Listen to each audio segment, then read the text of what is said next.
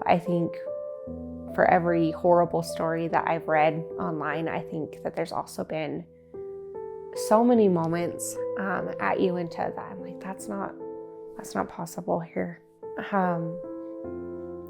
And just to all those people, like I wish that they could come to our graduations and to hear the families talk about how special this process has been to them and how much has changed in the time that they were here, because that really is what keeps me going. It's hard because a lot of what I see, I know because I was there and it isn't true.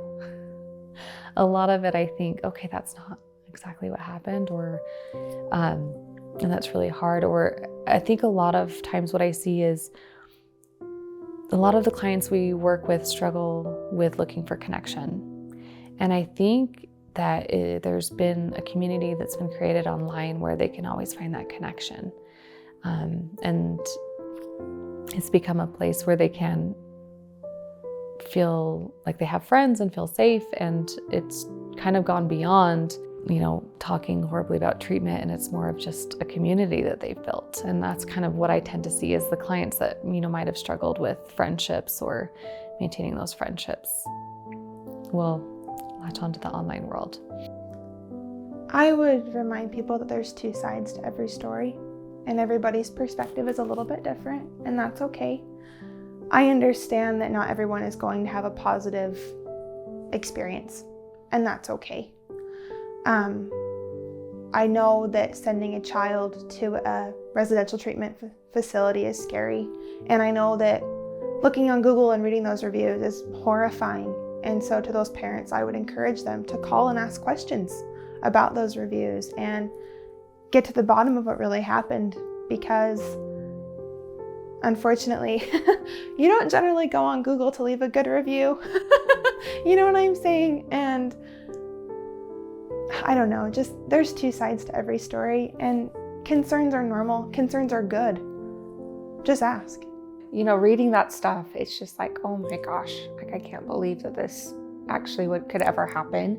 And just through my internship, like just watching what would go on behind the scenes, like I just really believe that everybody's always trying their best, and just trying to be the best version of themselves. I read those things and it really is troubling, those experiences, but I also want to validate those and say, okay, I hear you, that this was not a good situation that you were in.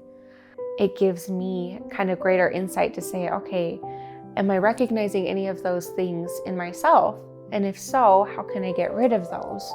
And how can I really just infuse what I want these kids to get out of treatment, which is that love and consideration and that hope for a better future. Like that's what I want them to walk away with. It's hard to read as a staff working in residential treatment, because I know how much we strive to put these students first, their needs above everything else, to help them, to care for them. And it is really hard to read it. There's a whole bunch of mixed feelings, and I can't tell them how to feel. It makes me sad to hear it, for sure. And it also just makes me want to do better and to educate our staff so that they are doing better as well.